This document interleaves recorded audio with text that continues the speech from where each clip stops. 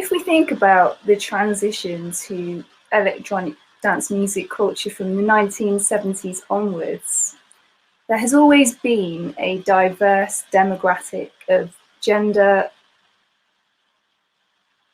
class, race, and age.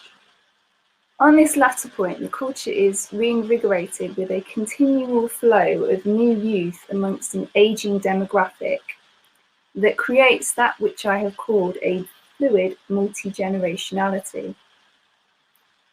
Drawing from the early work of Malinowski, those of us who possess an intimate understanding of the culture through participation can be interpreted as natives.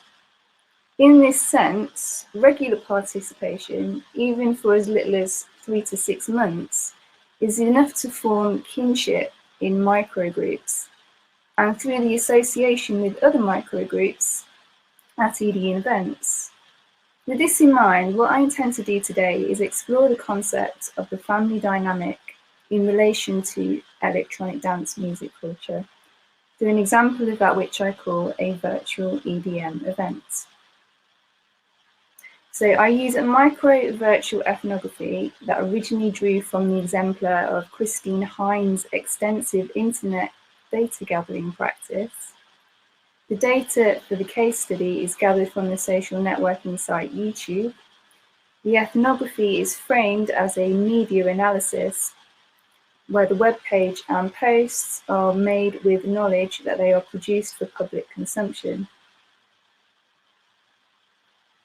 Following the first reported case of COVID in January 2020, an economic lockdown phase begins on March the 13th and is lifted with social restrictions after 3 months, on May the 4th. But this prevents EDM events from opening. From June the 18th, EDM venues open with social restrictions and events can only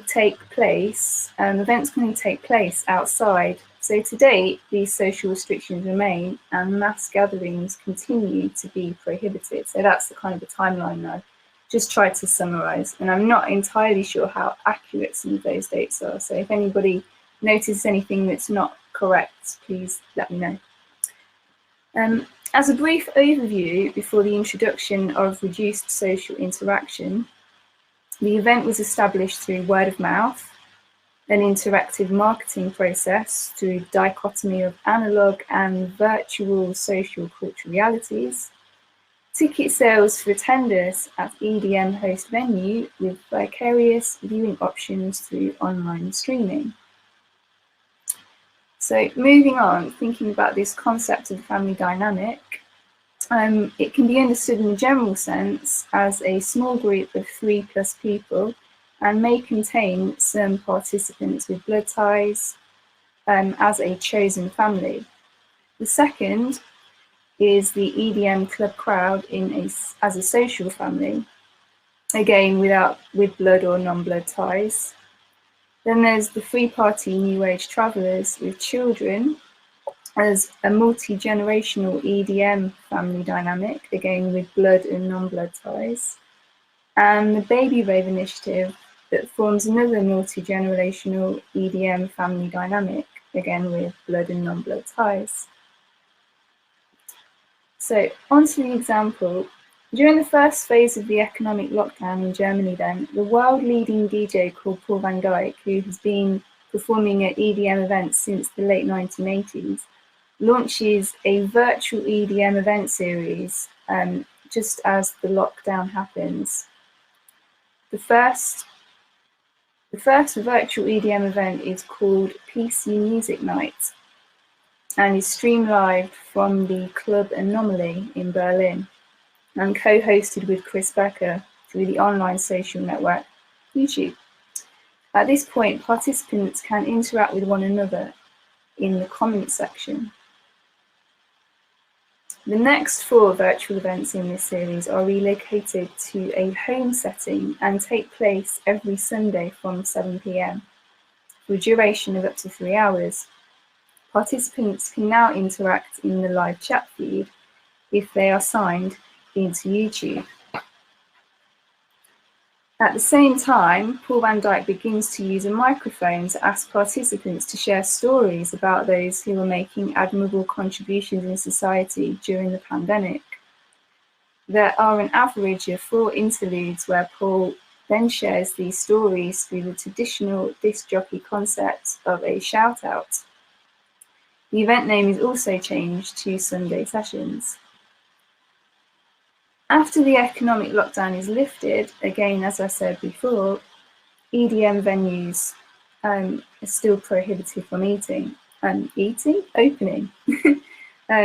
So Paul van Dyk hosts 3 live streams at empty locations. So the key thing being here, empty locations. First at the football stadium in Düsseldorf, then at the Motorwerk, which is a kind of a multi-event building in Berlin.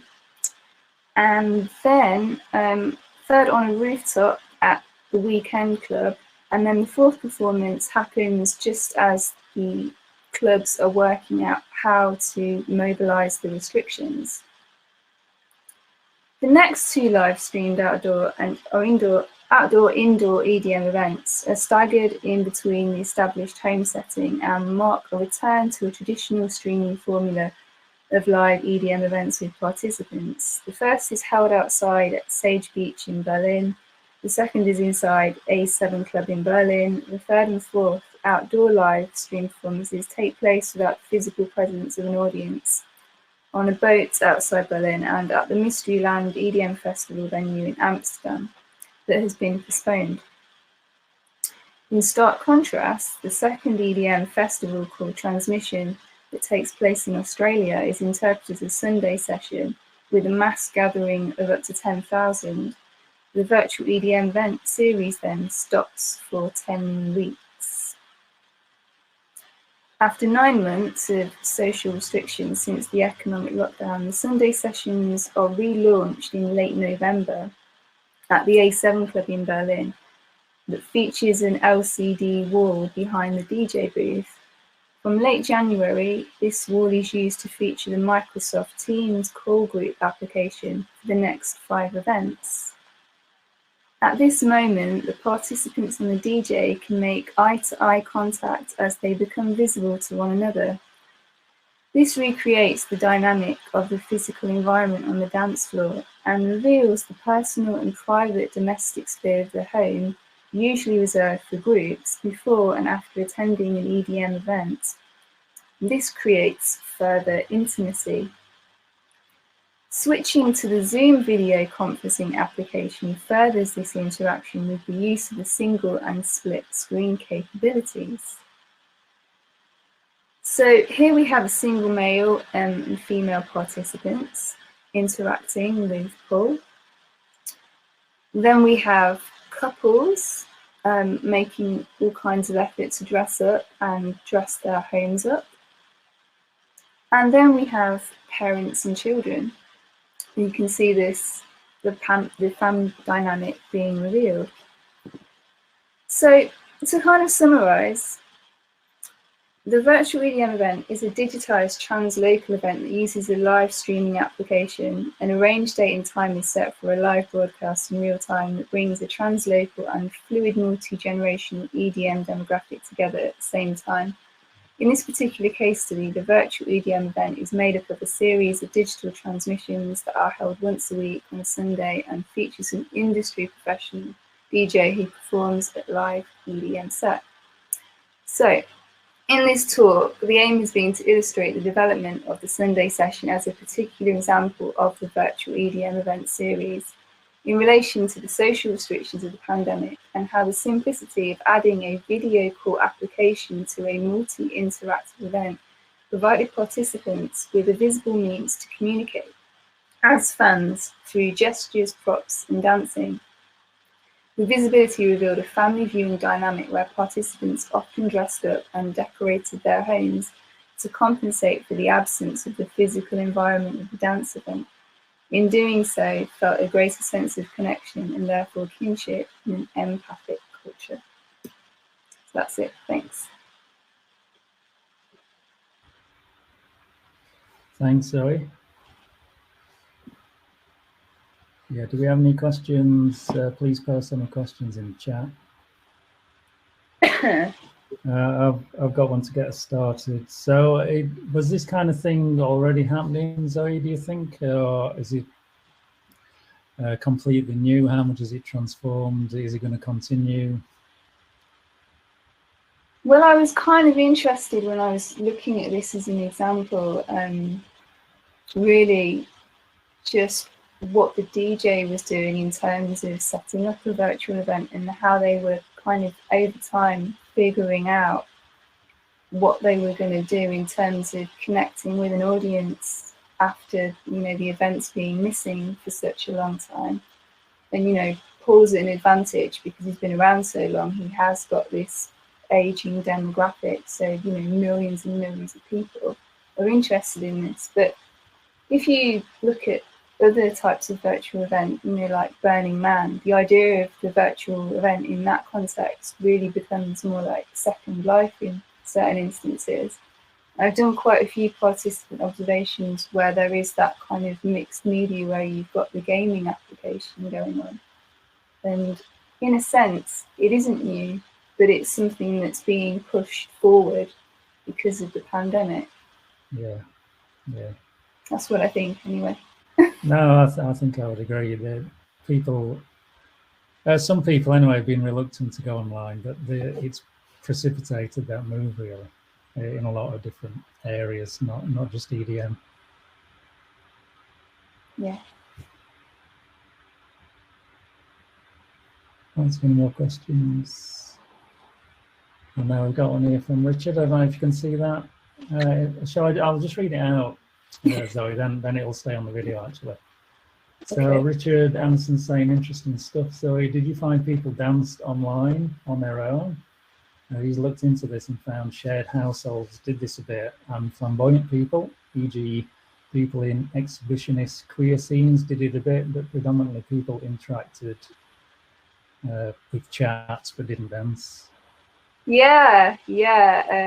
Lots of events, people are doing what they do on the dance floor. And even at this event, you know, as soon as they come on the Zoom camera and they get their moment, they're waving, they're dancing, they're playing up to the camera, just like, you know, your typical clubber would.